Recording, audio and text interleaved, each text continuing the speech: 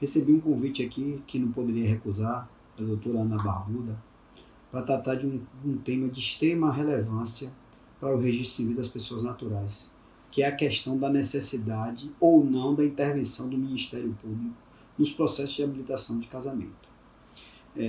Para iniciar essa questão, é importante nós visitarmos a legislação vigente acerca da necessidade da intervenção ou não do Ministério Público. E para isso nós trazemos aqui dois dispositivos que faço inclusive questão de lê-los ipsilíteres. O primeiro dispositivo é a da Lei 6.015, de 73, que é a chamada Lei de Registros Públicos. E nessa lei temos o artigo 67, que faço questão de ler nesse momento.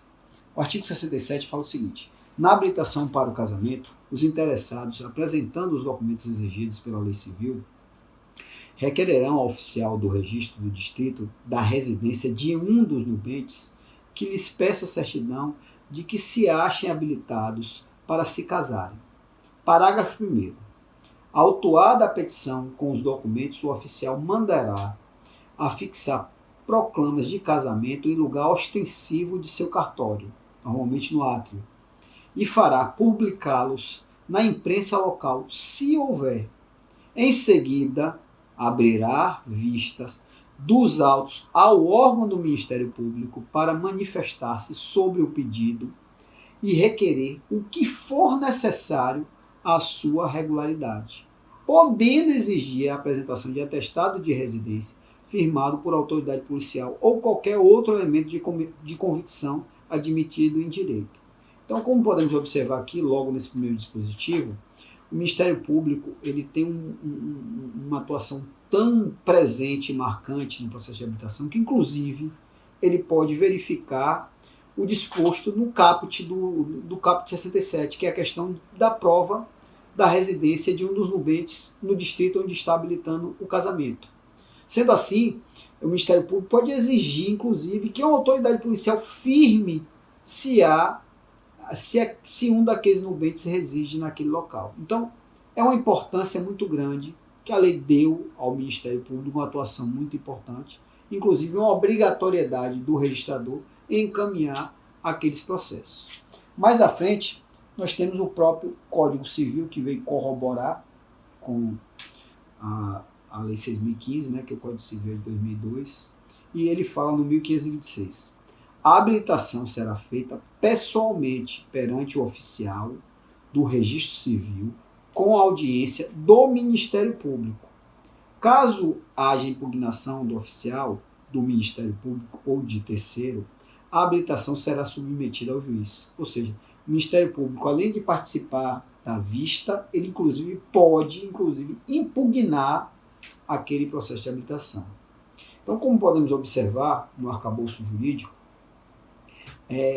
a lei fez questão e privilegiou a participação do Ministério Público no processo de habilitação, com a obrigação do oficial encaminhar aquele processo e com a atuação, inclusive de forma pormenorizada, do Ministério Público, que pode requerer diversas diligências, inclusive impugnar aquele processo de habilitação.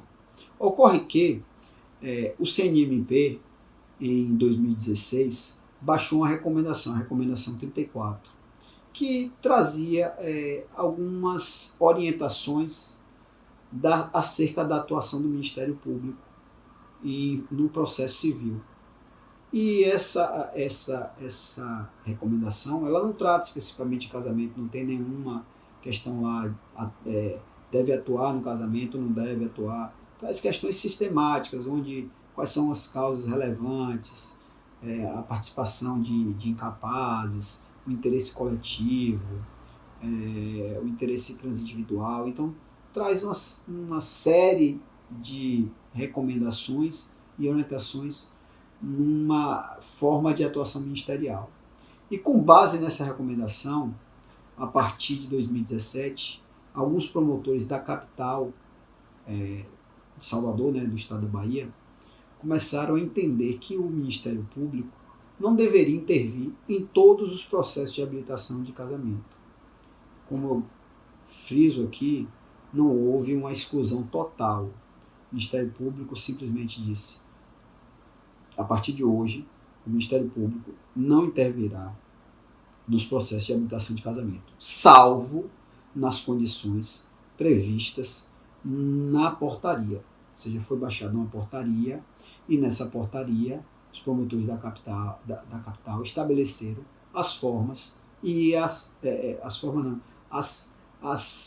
questões, os casos em que o Ministério Público interviria. E para isso baixaram alguns considerandos.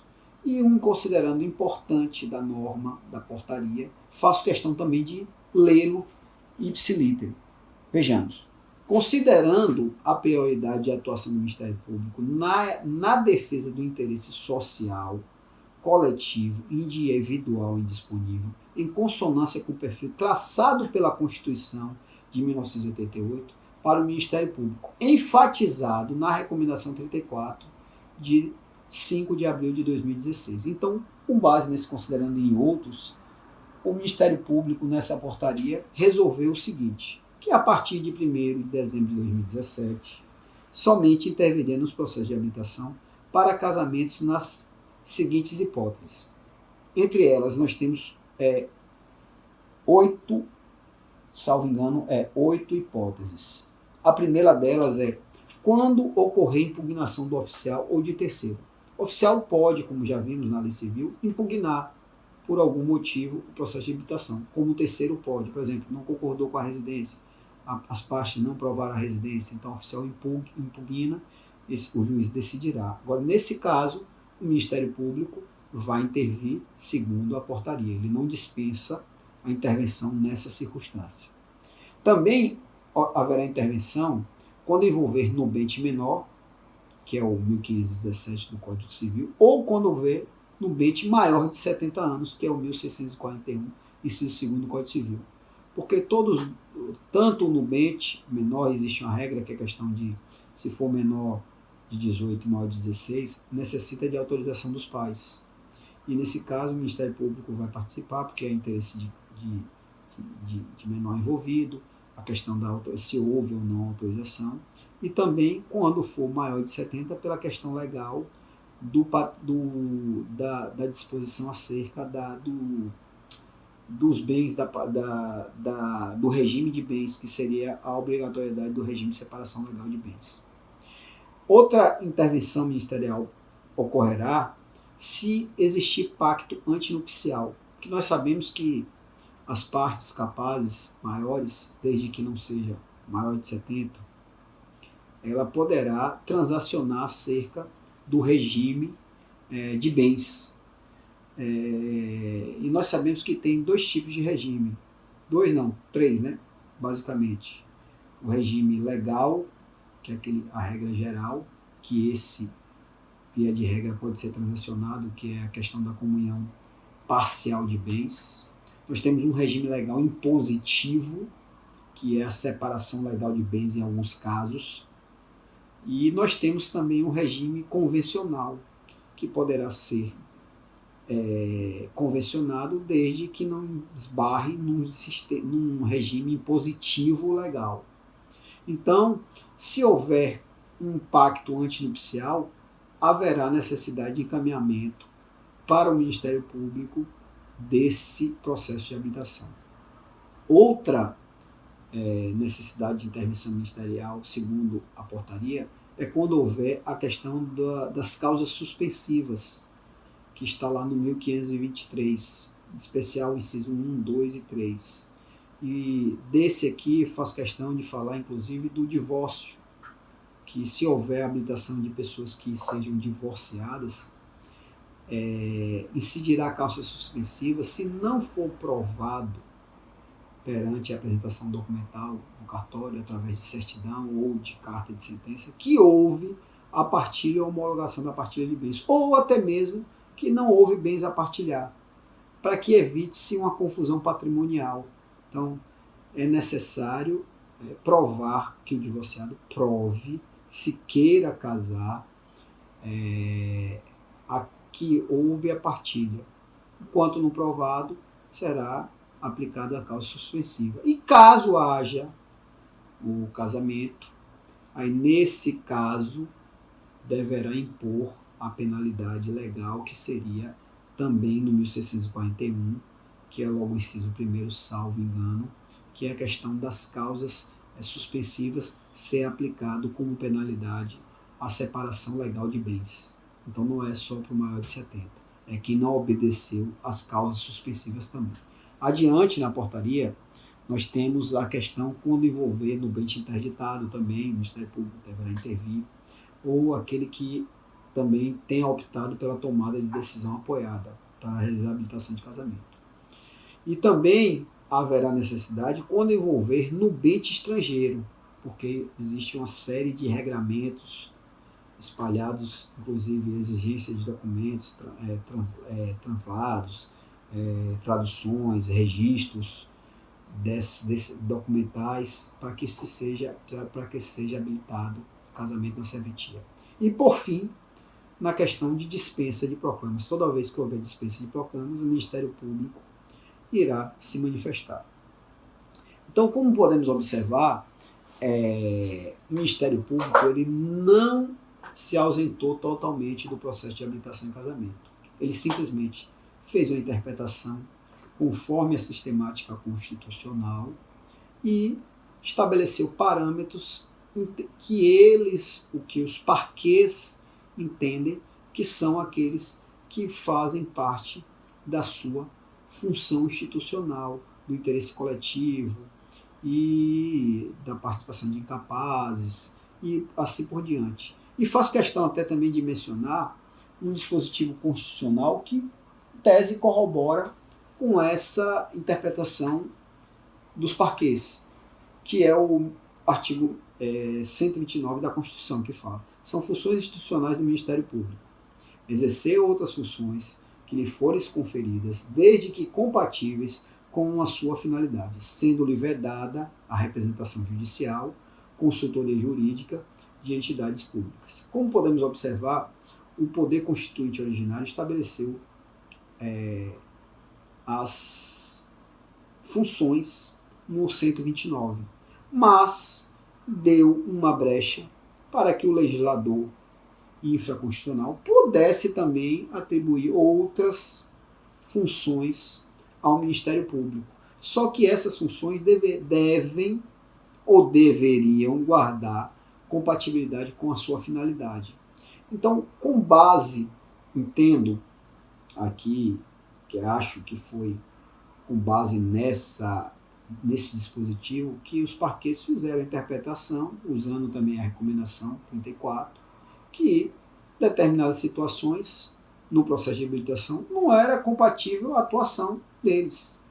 Data vênia, eu particularmente discordar, porque o processo de habilitação, como observamos, é um ato complexo que envolve diversas fases até a sua concretização, que ele inicia com o processo de habilitação, com a juntada de documentos, com provas de residência, até para que pessoas não se furtem de outras localidades e venham casar naquele local que não poderia casar, e aí tentando furtar de alguma condição que naquela localidade as pessoas conheçam e que poderiam gerar algum impedimento ou impeditivo para casamento. Então, assim, eu acho que o processo de habilitação ele envolve muitas etapas e não poderia ter uma ausência do Ministério Público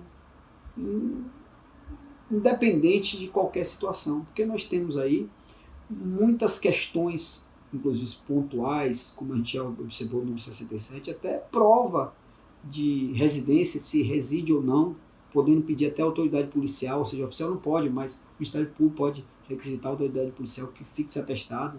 Então, até para provar a residência, aí não tem relação se é maior, se é menor, se é maior de 70, se é incapaz, se é interditado. Então, sim, é uma questão legal a prova da residência.